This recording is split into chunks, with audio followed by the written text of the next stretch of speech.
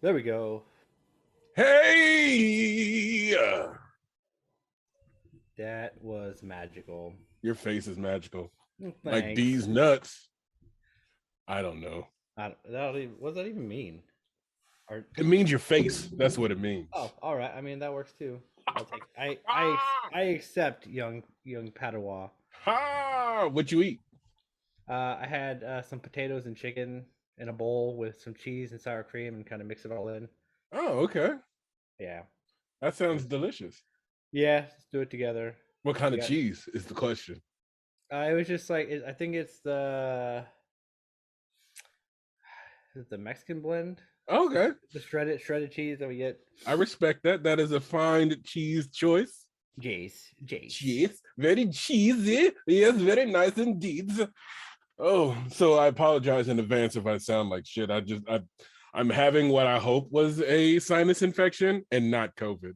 So but that's a fun game to play nowadays, like right? but it's all been in my head. So like just nasal congestion and a headache. So I don't know.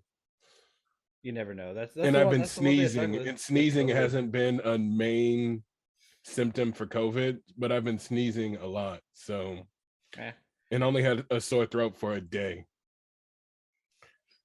So and that was like at the beginning. It's like you didn't go to get tested or anything? No, because I didn't work and I just stayed at home. So and no one else is sick in my house, and I've just been kind of staying away from people too. But yeah, I like to stay away from people. So we'll see how long my voice holds out, because this will be the longest I've talked to anybody over the last week or so. So we shall see. But shall we get started, my good sir? Let's do it. Mahalo.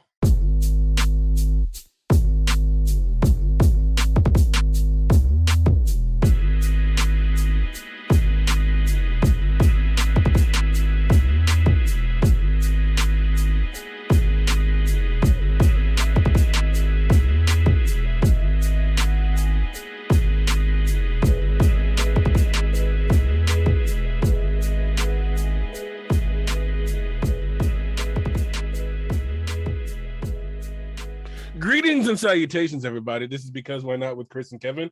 I am Chris. And last I checked, I am still Kevin. So, hello, Kevin of the Brown Rigs. Yeah, the Brown Rig clan. The Brown Rig clan. They're all over the place. I think. I don't know. Which is now 4 months shy of having a new added member. Yeah, 4 months past having a new member. 4 months past. I know English. English is hard. English's words are hard, as I have said numerous times. Yeah, it's amazing as soon as you hit the record button too, how much more difficult those words become. Oh yeah, literally, I can talk circles around people for hours, and as soon as, like you said, you hit record, it's like, no, words fall out of my mouth. I say things. Yeah. But how are you, sir? I'm all right. I'm good. Things have been off for me mentally, like these last few weeks. So, anything in particular, or just feeling off? I've always had like general like anxiety kind of stuff, and it's just kind of it's kind of been worse recently. So, no necessarily triggering thoughts, just a general feeling of anxiety. No, like I have this. I kind of explained a little bit to Danielle. Like, as soon as like I hear something, like my brain for some reason goes worst case scenario. Time, so I'm trying to not. Which is easier said than done. Sometimes that's like pissing in the rain and asking yourself not to get wet. Right. So it's exactly. But the last few days I felt really good. So, good. You gotta take the highs with the lows, I guess. But and then it's the 1 year anniversary of your friend passing away too. Yeah, Kevin and Tim, their father passed away. Yeah. It was a year on Wednesday, I think it was. Wednesday or Thursday. And so that's tough. I mean, he was an awesome dude. Did you have a Bud Light in his memory? I did. I did have a Bud Light in his memory. That was his go-to beverage of choice. That's all he drank, and like I said, he was kind of like another father to me. He was there for me for many years, and accept me into their family right away. So I'll always appreciate their entire family and Chris as well. So rest in peace, buddy. I mean, it's always lucky when you can find a found family, because sometimes those connections you build can be a lot stronger than your family, especially um when you have don't necessarily have the best relationship with your own family. So Oh, yeah. it's sometimes blood isn't thicker than not blood, Right. Yeah. I feel blessed that I've been able to have, Yeah, your family's awesome. my family's great. And then to also have, extended family, that makes it even better. So, Yeah. It's good. So, But how are you, sir? I'm minus the, like I mentioned before we started, I've been hoping is what a nasal congestion / sinus infection. And so like I didn't go to work Thursday because I would have had to call out anyway, because we have to do that questionnaire before we go into work. Like they don't take Oh, our temperature or anything, but they's like, have you had a runny nose or headache in the last 24 hours? I'm like, yes.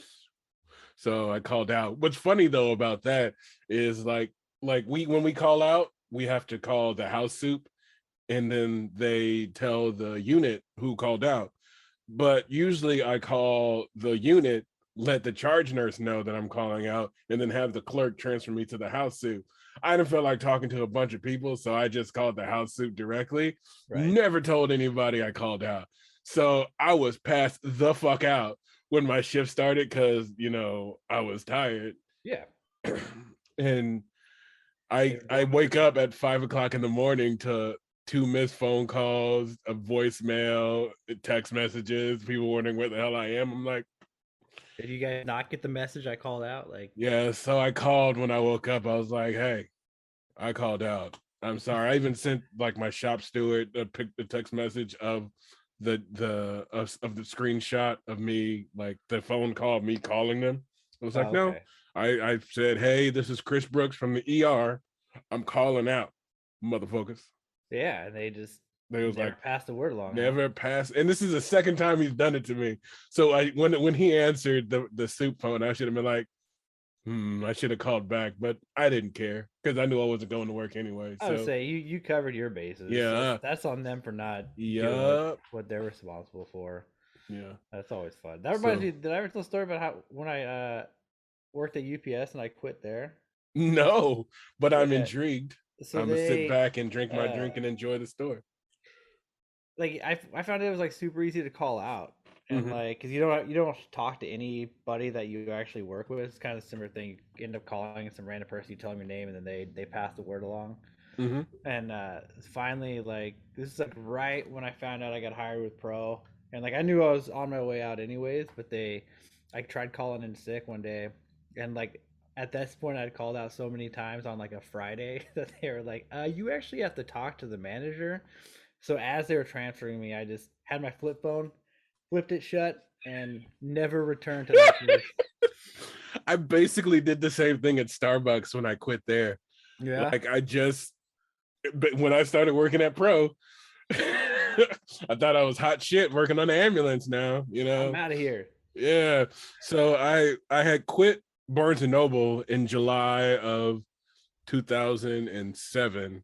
I didn't work for a month, and I whittled my savings down to nothing. So word to the wise, FYI people, do not quit your job until you have another one, unless that job has completely burnt you. Obviously maintain and protect your peace, but Right. try and have a safety net. Otherwise, you gonna fuck yourself. Hoard. Yeah, And especially that's now. basically what I did. So then I started working at Starbucks in about August or September or something like that. And then I worked there like throughout the winter time. And as a side note, any job, and I think I've said this before, but any job that allows me to wear shorts to work, I'm always going to wear shorts to work. I Yeah. would be working in the drive-through at the one in Pinole. It'd be like 40 some odd degrees outside, I'm wearing a thin ass polo shirt and some shorts, loving every second of it because I'm wearing shorts at work. And Exactly. there's no freedom like wearing shorts at work. It is something different on another level. I love it. Love it. It's so magical. Yeah, it's just letting especially if you're wearing some super thin boxers, let your balls fly free, my friend. Yeah. That was the problem when I was working at the golf course, and finally when I moved into the pro shop from the carts, and it's like, oh, I have to wear pants every I know day. pants are freaking stupid. Like, especially in the summertime, like doing carts and stuff. We're just outside, enjoying the outdoors, wearing shorts, getting our sweet tan on, doing big things. But yeah, so eventually I just well, the reason why I quit Barnes and Noble thinking I was going to get a job quickly as an EMT driver. But I mean, I did Yeah. not think it out. I didn't even have a driver's license at the time. So, I was like, I'm going to find a job. It's fine. Hindsight's always 20. In fact, he did not think it was fine and he was stupid, but hey, but you survived and you're here I now. did So. survive. And luckily, like, my parents came into some money, so I was able to pay off my tickets that caused me to not have a license. So I thank my parents so much for many things, but for the trajectory in which my life took after that point. Game changer. A game changer. That moment, their decision to refinance their house helped me out so much. It's always cool when you can kind of pinpoint a time in your life where things could have gone two completely separate directions. Yeah. It's funny. That brings up another point I was going to ask you, but I want to finish the story first. Yeah. We'll put a pin in that when it come right back to it. But nope, pin. But but in then I don't know what that was. But in then I just, like, they did that. I got my license back. I got hired at Pro almost immediately. It was during one of those times where they were expanding super fast and they needed cold and warm bodies. What a good time to what a good time to work at a job when they just need bodies, because it's going to be safe. Communication is going to be high. Like, I can fuck up this interview and they'll I mean, Geronimo interviewed me, so if that can tell you anything about how that went. They didn't even ask me any. What's funny is I realized they didn't even ask me any healthcare questions. They was like, "What does customer service mean to you?" I remember that. Yeah. Did you get asked that question too? Yes. Yeah. I'm like, but what about health? But so yeah, as soon as I got that job, I had my interview on February 12th, 2007. It was 2006 I quit Barnes and Noble, yeah, or something like that. Yeah, whatever. 2007, I got hired. February 12th, 2007. First day of work was February 24th of 2007. And then after that, I just stopped going into work at Starbucks. I called out a first couple of times, and then eventually I just stopped showing up. Yeah. So then eventually, I sheepishly went in there one time to get my last paycheck and my final tips. Oh, really? Yeah. I just left, never went back, and then eventually a check showed up in the mail. I mean, because in the state of California,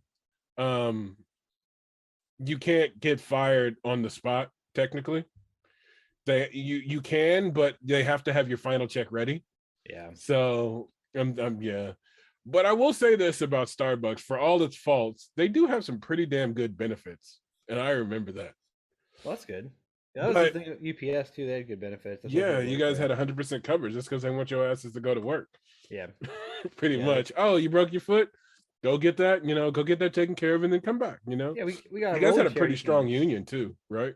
I don't know. I worked there for like 8 months, 9 months. Yeah, I mean, enough to get your feet wet, but not enough to soak your body in the water.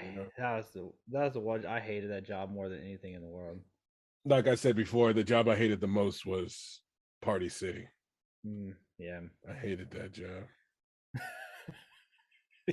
So just thinking about it breaks you down. Oh yeah, yo, I didn't even mean to make that face. It just kind of happened. You could just see the hurt in your face. Like, oh no, it was terrible. Well, it was funny though because and I've said I think I've said this before, but the assistant manager loved me. The store manager hated me. Like she wanted to keep me past that, but the store manager was like, nope, he's gone. Seasonal only. Like it was always different. Like when he was in charge that day, I was always stocking, doing stupid ass shit.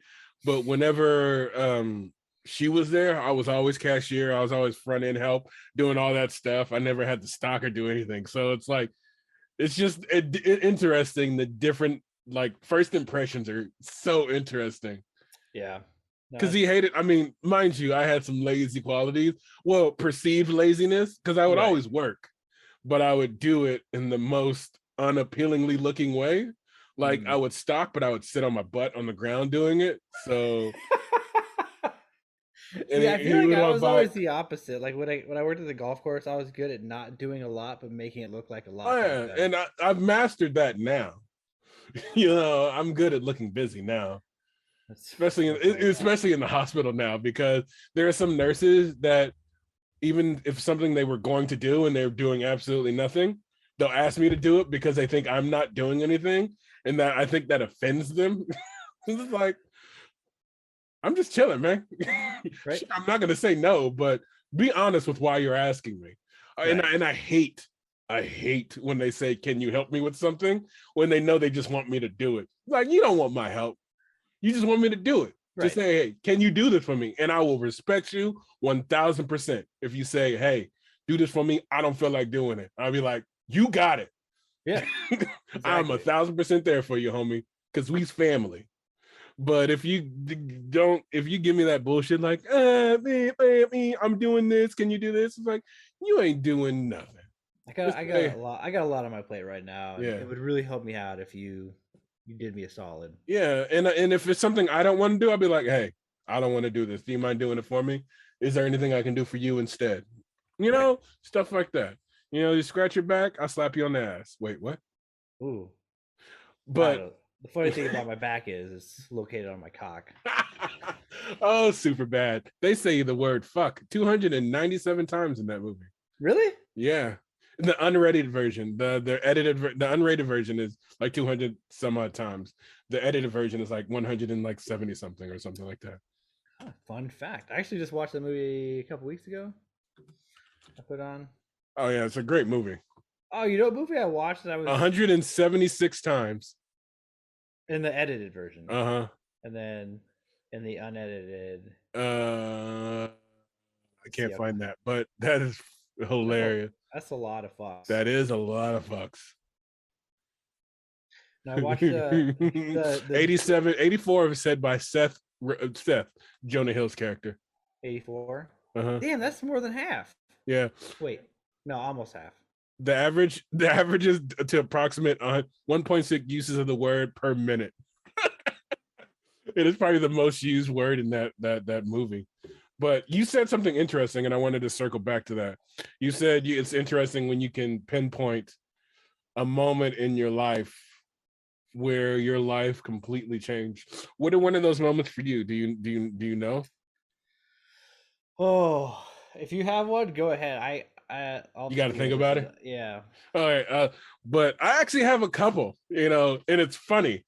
Like it's very interesting. The two that I'm gonna say, like, when I was in high school, my senior year, not my senior year, my 8th grade year going into 9th grade, I was part of this program called EAOP, Early Academic Outreach Program, where they took like smart kids or kids who had potential, and they would let them take like summer classes at UC Berkeley, other schools like that. So I actually took summer classes at UC Berkeley. It was kind of cool, and I enjoyed it. So for my freshman year going into 10th grade, I took some classes at UC Berkeley, which was kind of cool. But because I was in that program, I took classes at UC Berkeley, I had the opportunity to do a bridge program like no matter where I went for junior college, to eventually get into UC Berkeley. Oh, that's pretty cool. I opted not to do it. And I don't regret it because I am not mad and I love where my life took its turn. But if I would have done that, and I'm sure I would have completed it and I would have gone like to UC Berkeley, just how different my life would have been. Like I never would have worked at No, I was working at Barnes and Noble. So I would have been working at Barnes and Noble for how long? I don't know. Like, I don't know. It's crazy. Right. Also, would you have ever worked on an ambulance? Probably not. No. Like I would have never found the love I had for medicine. Which is funny because there was this, when I used to work at Barnes and Noble, there was this regular customer that used to come in, and he would always be like, "Hey, doctor," because he said I had this vibe of a doctor. And this is even before I even had the pubic hair thought of going into healthcare or medicine at all. So I was like, whatever. This guy is angling for free drinks. I don't know. Hey, whatever. Yeah. I'll do whatever it takes to give me a free drink. Why but not? It's like, I wonder where he is now. And I was wondering what he would think now if he saw me and like realized I work in the hospital, planning to go to like nursing school at some point and things like that. That's kind of cool. Maybe he was like, in like the movies where there's always like that random like dude that, he was Hispanic. What's that have to do with anything? Okay, go ahead. Random white dude. I said random dude. Oh, I thought you said random white dude. No, just random. All right. My bad, homie. I was like, that just got racist. All right. No, there's always this like some random, like in like Hot Tub Time Machine. Chevy Chase's character. Yeah, his like character. He's always just like there, kind of like foreshadowing things, or kind of, I don't know. Maybe that was him. Yeah. But when I like, I don't know if I said it before, but I didn't know there was a difference between paramedic and EMT when I first took the class. Yeah, most people probably don't. Yeah, actually, no, I know people don't because people still don't know the difference. Yeah, so I took that. I saw it was a 6-month class, and yeah, and I was like, oh man, to learn all that cool stuff in 6 months, I can do that because I needed a career because things were progressing in my life and I needed to make an actual career. But yeah, but it really is. It's a lot to take in 6 months. Oh, it is. And that's why I don't understand. Like, there's classes that are 14 days. And we got some of those EMTs on our ride along. And I'm like, you guys are idiots. Yeah. It's I don't know how they get there. I know one person that was like a rock star, and she's a paramedic now, but she was a professor at UC Davis. She's actually the lady that did our wedding ceremony. Okay. So she was a UC Davis professor and decided late in life she just wanted to do something interesting. So she went to EMT school, and then she ended up. I remember when she was like doing her ride along, and everyone's like, "Why are you even here? Like, you're successful. Like, you're doing all this stuff. She's like, yeah, just for fun." And so now she works as a paramedic in her retirement, enjoying it. So that's funny. Yeah, it's crazy. Hold on 1 second. I love our mics for the mute button that you can just press. Right. So you don't hear me blowing my nose. Ugh. It was juicy too. Down with the sickness. Get down with the sickness. But the other one, and this one really, really changed my life.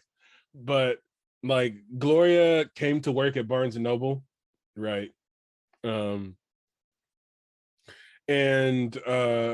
But she almost didn't get the job there because and it was almost my fault. So she came in one day to do her interview, right? And she came up to the cafe, and for some reason I was just being a dick to her, and I don't know why. Like, I think maybe it's because it was busy. I was working a rush during the lunch and I was by myself. I don't know. My actual cafe manager wasn't there that day. So she came up and she was supposed to interview with the store manager, Christina. And for some reason, I just didn't tell her that. I just like, go wait over there. She'll be with you in a second. So, Gloria, and Gloria can get kind of spicy when she gets disrespected. And I basically disrespected her. So she was like, her demeanor visibly changed, and I remember the look she gave me, and I still get that look every once in a while now when I fuck up. I'm sure But it's well so deserved. yeah, so I told her to go stand over there. What I didn't know is she was only on her lunch break from her other job, so she had a limited amount of time. So that's why, because I just dismissed her and she had a time limit. So so I told her to go stand over there. She comes, I don't even know, because I was dealing with customers and I just put her out of my mind. She comes back up. I didn't tell the store manager that she was there for some reason. And I don't know why. Oh, yeah. I was just being unnecessarily a dick. So she eventually she comes back up and is like, "Hey, is Sabrina here?" That was my cafe manager. And I was like, "No, you're actually going to interview with Christina because Sabrina's not here today." She was like, "Why didn't you just tell me that in the first place?" I just ignored that. I don't even remember what my response was. So I called Christina. They do their interview. Sabrina asked me later, like, I actually no, I maybe even I maybe even volunteered the information. I was like, "Don't hire her. She's an ass." So I actually told my boss not to hire her. Wow. Yeah. Wow. And Gloria knows the story? Oh yeah, she knows the story. And it comes up every once in a while. We just kind of laugh at it. We actually just told Elliot this the other day because, like, if Sabrina didn't listen to me, if Sabrina listened to me, she wouldn't be here. Right? Like, that's like that little moment right there. Yeah, And no, her it just being completely changed my life. Her just going, "Yeah, fuck Chris. I don't need his opinion on this one. I'm hiring her." Yeah, basically what she said. Wow, that's a really fascinating story. Yeah. That's wow. Yeah. Man, that's crazy. Yeah. I mean, my life completely changed because of that. And I still don't know why I was such a dick. Like, I don't even know what was going on. No, I mean, sometimes because that's not even who I am as a person. Right? You just have those moments sometimes. That's like this one time I remember we were posted out in front of Out Debates. Mm-hmm. So we were in front of the ER doors, but on across the street from the ER. So just posted there. And I think it was working with Brooke or whatever. We're standing outside just like on a weekend. And this car pulls up and they were just like this couple, they were just trying to figure out where to park. And like it was the same thing. I don't know why, but they was like, "Hey, excuse me, guys, we're just trying." And I just like pointed down the street. I was like, "Parking lot," and there's like, okay, but like, how do we get parking lot? And like, I just kept. That's all I said. I just pointed and just repeated parking lot louder each time. And then like eventually, like they just got frustrated and drove off. And like it was one of those things. Like afterwards, I was like, I don't know why I did it. I wasn't even like a bad mood that day. Like we were just having a great conversation. Like nothing weird was going on with me. It was just like whatever. I just didn't feel like talking. So yeah, it's weird. We get these moments where it's like, yes. Yeah, I don't know. I'm just gonna be a dick right now. Why yeah, not? For real. Yeah. I was speaking of life altering changes. I've recently been thinking, like, I wanted to go into voiceover work. Like someone's told me that people have told me multiple occasions who aren't even connected to one another that I should go into voiceover work. So I've been thinking about that recently, and I did a Google search for it, like how to get into voiceover work. I actually have a friend who is a voiceover actor who's like, "Hey, if you have questions, I want to chat. You can hit me up." And I was like, "Huh." And I really want to do it, but I hate, like, I have like a few like famous friends, but I want them to know that they're my friend because I like them as people, not because what they can do for me. Like I got you. I'm glad you're friends with me. Like I'm not that famous. Like I have a famous like friend who's a DJ who said he would come on this podcast and shoot the shit with us for a little bit. But it's like he said it in passing, and I don't want to be like, "Hey, you said you would do that," but because I don't want that to be the dynamic of our relationship. Like I enjoy just being your friend, I'd like to meet a DJ. DJ, please. What's his name? DJ Dano. He's also the Dental? Dano. DJ Dano. Dano. Yeah. He's did you ever start listening to the Scrubs podcast? Yes. He is their producer for that show, actually. What? Yeah. Yeah. I guess I kind of buried the lead there, didn't I? Yeah, I mean, like, get him Yeah, on here. what's I need to crazy meet is DJ like Daniel. DJ Daniel. I started following his Twitch because he's a gamer. So I started following his Twitch. And then that was like a year ago. So it's like one day I randomly started playing video games because he what they can do is they can play games with the stream, like different people watching the chat. And it's one of these games. And so like we actually started chatting, and I actually recently became one of the mods on his Twitch channel. So that's kind of cool.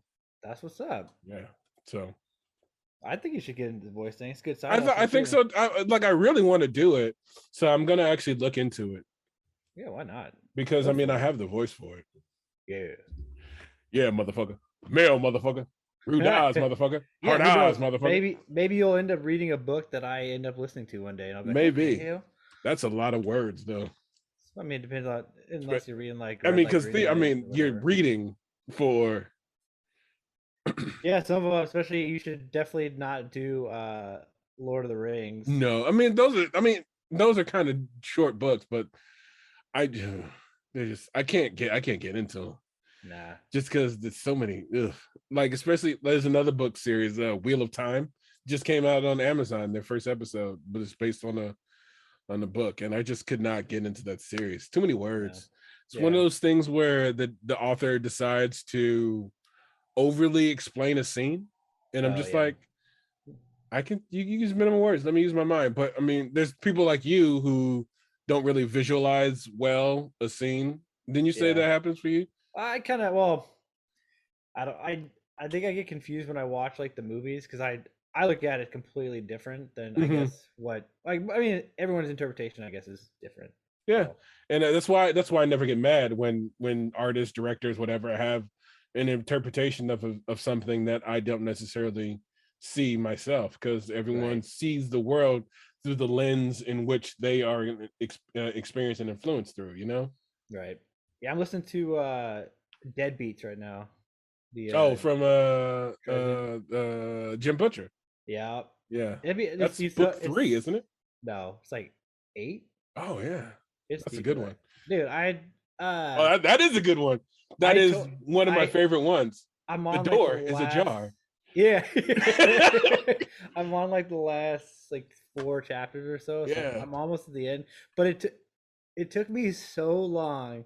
Like when it finally clicked in my head that the reason it's deadbeats is because they have to keep a beat to keep the dead alive. Like I don't know why it took me so long, but also like I was driving to work the other day and like there's like a quick little mention of it and I was like, that's why it's called Deadbeat. Like it's in the title. Oh my god. Yeah, right. Like I was so excited. But that's one of my favorite ones. It's good. I'm enjoying that actually it. It was funny, some stories of that come back up in like later books. Okay. You'll get there. You'll get there. Like the part I'm on right now, like he's on like the T-Rex. Oh. And like oh yeah. Spoiler alert, by the way. Oh yeah, sorry. It's okay. But no, that is one of my favorite visual scenes out of all the books. It's really good. Yeah. So I'm excited for the big finale. Yeah. The door is ajar. And people are like, what the fuck are they laughing at? You don't know. Read the Dresden Files. They're good. They are really good. Some misogynistic things in there, but it's a different time. It's always interesting when you go back and watch and listen things from even 10 years ago to let alone 5 years ago. It's like, is that when these are from? Yeah, this book in particular was published May 3rd, 2005. Oh wow. Yeah. Okay. So 16 years ago. So when I graduated. Yeah. Cool. That's awesome. I also watched the Jungle Cruise movie. Dude, I may watch that today, but I may forgo that and watch Ghostbusters because I'm going to see Afterlife tomorrow. Oh, okay. Yeah, it was really good. I had no expectations of what it was going to be like, and I kind of was like curious as to what the story was going to be because, I mean, it's based on a ride that just goes through the jungle, which is one of my favorite rides at Disney. It's a great ride, and the clips alone. dude, they incorporate some of those into the movie, Really? and it is the way they did it. Like I was just like, yes, it, and like the story they developed for it, it was a All really right, so nice I'll one. watch it on my Dolby surround sound UHD television. Yeah, Hashtag weird flex. give it a yeah, it is weird flex, but give it a watch. Give it a watch. All right. My voice is giving out a little bit, so I do want to talk about a particular person in history that people don't necessarily don't know about. But before that, I didn't want to cut you off if there's anything you wanted to say before we No, end it with this. no, let's go ahead. All right. Let's hear So, it. and this is an interesting thought on ethical treatment of people, especially people of color Oh and wait, hold people on. One and thing before you get to the, have you? When's the last time you played Where in the World is Carmen Sandiego? that is a very interesting question, and I don't know. I thought about it actually yesterday, not yesterday, but the day before yesterday. Yeah, so just real quick, I was digging around, and there's this website where you can play like old games. Like you can play like MS. Really? Can you You can do like play. Oregon Trail and stuff like that too? Yes, I played Oregon Trail. I played Gizmos and Gadgets. Mario teaches typing. And Oh, yeah, harder. But my point is, I don't know how they expected me to figure out where these people were in fourth grade oh because yeah. I was lost last night when I was trying to play it. Like I was sitting there, like the clues. I was like, I don't get this at all. Like I'm just like, where am I going to travel to? And they're like, we haven't seen anybody here. And then eventually they're like, yeah, you failed. You messed up. Yeah, I was able to play like Putt Putt Goes to the Moon. All those fun games from like the early '90s and stuff. Did they have that one where you were going through Mother Goose's fairy tales as the character? Do you remember that game? No, but they might. I may have mentioned it before, but there was a game like during that time, like of Oregon Trail and things like that. Um, that was based on slavery, and you played the role of a escaped slave. And at the beginning of the game, there was a random number generator if you could read or not. Yeah, I think it was called Freedom. Huh. What the hell? I don't even like. Yeah, it was interesting. Yeah, it was called Freedom. Wow. Oh, it was in 1993. Oh, that's Yeah, yeah. I don't The even know player what to do. assumes the role of a runaway slave in the antebellum period of American history, who is trying to reach the North through the Underground Railroad. Yeah, yeah. I mean, Players choose one of two characters, male or female. Attributes such as literacy and ability to swim are randomly generated, providing the. like somebody wrote this. It was Yeah, like, somebody yeah, decided like this was a good idea. You know, it was. this is a great way to learn about history. Yeah, providing the player with different experiences during each playthrough. Ooh. If the player's character is illiterate, written signs and notes appeared on screen as indecipherable symbols. Yeah. So that was a thing that happened. Look it up. Freedom exclamation part. Freedom exclamation point video game. Yeah, and this like I went through a bunch of channels of different people who also. Oh yeah. Who's like, no, it's fine. It's fine. No, that totally makes sense. We'll just randomly generate if they can read or swim. You know? Maybe they can get lucky and do both. Maybe. But I do remember playing that game, and I think I remember playing that game, but it could be the whole Mandela effect again, where I think That's I played it because it's something that happened. But who I wanted to talk about, which is a great segue from racism. See, I knew I was just setting this whole thing up. Thank you, I appreciate it. And if you guys don't know, we don't talk to each other about what we want to talk about. We just kind of prepare it on our own and just kind of shoot that shit in the air like a firecracker and see what catches other houses on fire. But so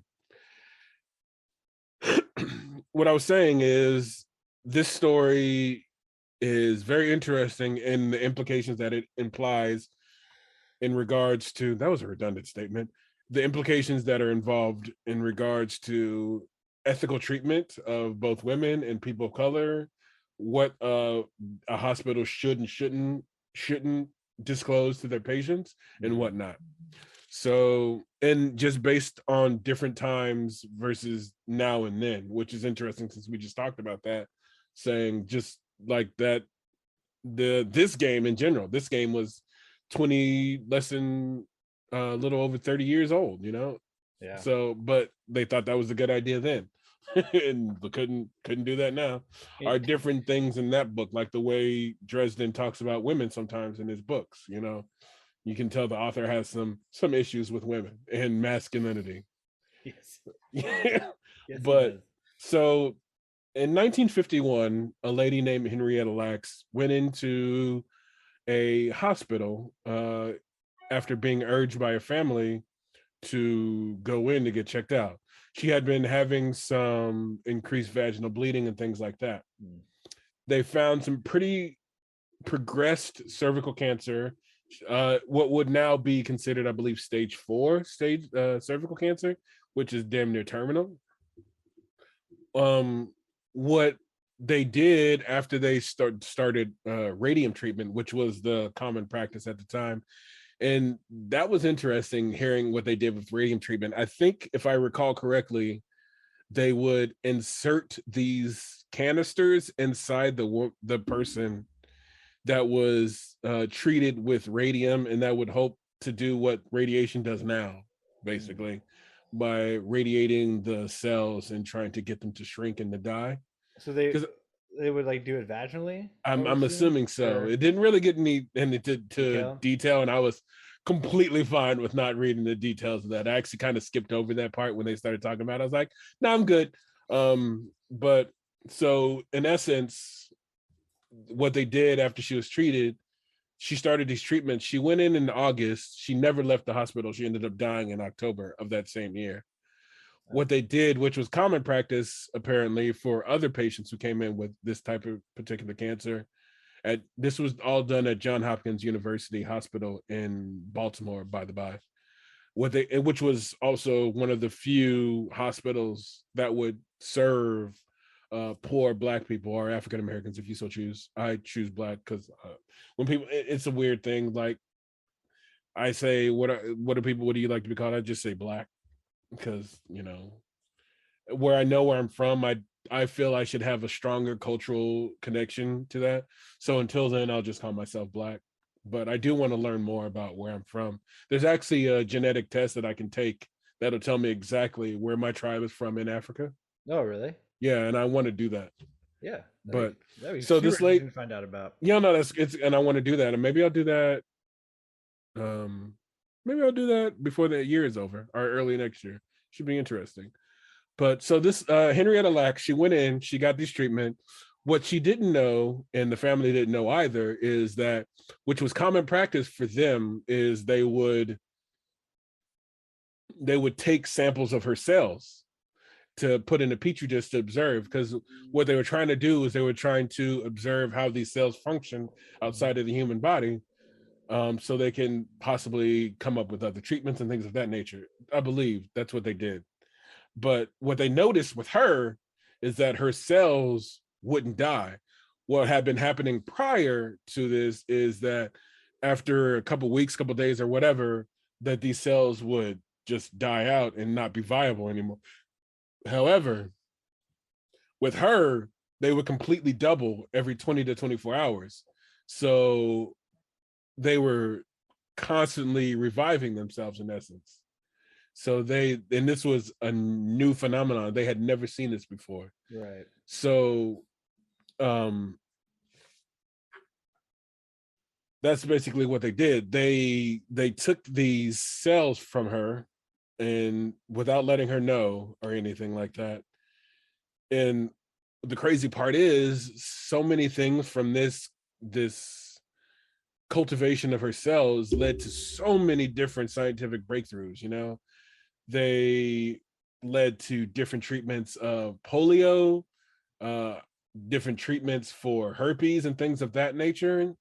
So it's crazy the amount of medical breakthroughs that stirred from them. And it's hard because there was no and I read this, that there were no rules or anything in regards to implied consent.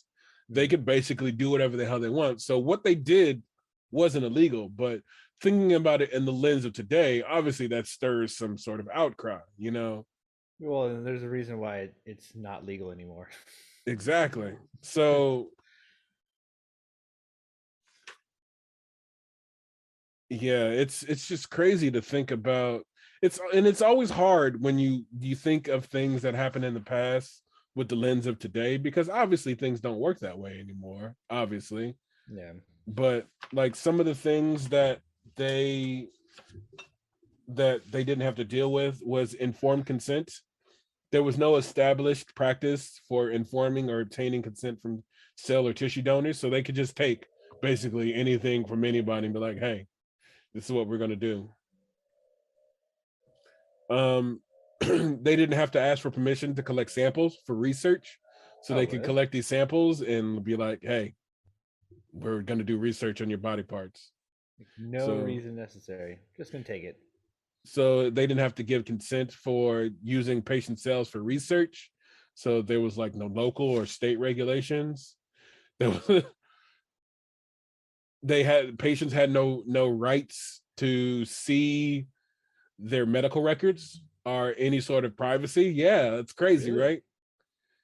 And one of the biggest issues was segregation. Although this was one of the highest, I mean, not the highest, I don't know what I was going with that one, but even though this is one of the hospitals that still treated like African American or Black people, it still was a segregated hospital, you know? So it was interesting that that was the case. And it's just, it was interesting, the different sources that I got from this. Like I got a lady by the name of Rebecca Skloot. Rebecca Skloot wrote a book about this whole thing. And she didn't necessarily write it in the most appealing light to Johns Hopkins University, but then I also found information from their website, and they were very clear on the fact that during the time that this happened, it wasn't illegal, right? Even though it's just kind of morally sketchy. But yeah, it's shady. But no one thinks. I mean, if no one can be shown that they're wrong, no one's going to think they're wrong, you know. So I mean, and I fall to that myself. Like if people don't necessarily point out that I was wrong, I don't think about it, you know. Well, that's why there's been a lot of changes. I mean, even with HIPAA laws, that's all from like the 90s. Yeah, that wasn't even around for. I mean, this was from 51, so yeah, like it's just crazy that at the time that like all these things weren't required for permission and things of that nature. But now it's all stuff like you go to some like back alley doctor kind of stuff they might do. But oh yeah, it's crazy. If you go to a legit hospital, they should. Yeah, it's not gonna happen. They will get your consent for things, and if they don't, you will get a ton of money. You will own that hospital. You will be able to make whatever changes you want to that hospital. You can paint it yellow if you want, because yellow hospital. Can. But what are your thoughts on that? What do you think about that? Like, can you imagine something like that happening now? I'm sure. I mean, like you said, those back alley deals and things where people go to other countries. It definitely could happen now, but I mean, like at the same time, like it's just there wasn't as much information, and maybe I don't know if people weren't. I don't know if they really thought about it as like being intrusive or a negative thing. It was they didn't think anything was wrong with it. You came to our hospital, we're going to help you, but at the same time, you're going to help us do our research, kind of thing. Mm-hmm. You know what I mean? Like it's not. I don't think I don't think the intent was bad. The way they went about it obviously wasn't. I mean, but like ideal. I said, you're looking. I mean, it's so hard looking at it with the lens of today versus like looking at the lens of today at things that happened in the past. Because then you have recency bias in regards to that, where you're thinking of like, oh yeah, that's fucked up now. Right. Yeah, no, that makes sense.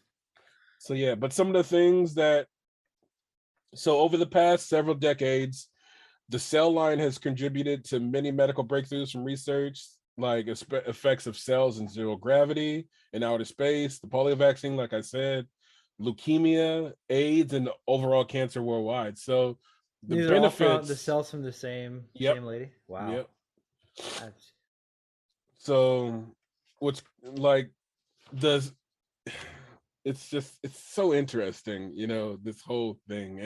And I don't know how I feel about this, just like I don't know how to feel about the whole Kyle Rittenhouse thing, just because yeah, we're not gonna touch that one. There's no, just so much I don't know enough about yeah, and that's why I anything, didn't want to and bring it so up either. But yeah. it's just I don't know enough, and there's just not a lot of information about her. Like, hell, the family didn't know what had happened until like 1975, and Oh, she died really? in 1951.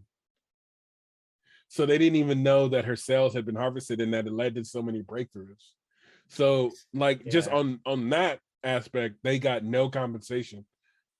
Yeah, In no regards, recognition. Like, I mean, that's the whole thing. Like, at least they could have throwing us some like, ducats, yeah, or just been like, hey, at least she sorry to the family, like she passed away, but we've made some great breakthroughs that are going to help lots of people in the future thanks to her, and Exactly. give her some credit for all the lives that were saved due to the fact that she wandered into your hospital Yep. and unfortunately lost her life there. But that's crazy. But yeah, I'm curious, people, what you guys think about this whole situation. I would love to see your reactions and thoughts in the comments when we post this. I'll post some of the links to the paper to the things I found. There's also a documentary that's on HBO I want to say about it, and I'm gonna watch that. You know what it's So called? I don't, but I'll post it in the comments on when I upload the program. I'll check it out. But before we go, I do want to say one thing. Especially during this time, it's easy to keep living your life in the way that you've always been living it and whatnot, but don't keep reading the story of your life through the same chapters you've been going over and over again. The story may have changed, so don't be afraid to read from the new chapters in your life, because they will inform the whole story. So that's all I got to say about that. That's my douchebag quote of the day. But I think we did it. We did a thing. Yeah. Hopefully I didn't sound too nasally this whole time. Hey guys. You could have Hey made it sound guys. worse. You're good. Hey guys. Oh. But I think it gradually just kind of got worse towards the end, but it's not that bad. That's not that bad. But don't forget to be kind to one another. And as Thanksgiving comes up, don't forget to spend a little extra time this year, especially this year. This year's kind of been shitty. I think this year's kind of been more shitty than last year. Yeah. But I think we've just been so used to the world being kind of just shitty. Yeah, That well, is, we got that tease that things were getting better, and then yeah, they got way worse again. it's like a tickle of the nutsack, Yeah, it's like this is never gonna change. Feels good, and they punch you. But please don't forget to think about what you're thankful for. Tell the people that you're thankful for them. Like I'm thankful for Kevin, and I'm thankful for you, Christopher. Don't forget to be kind to one another. And I said good day.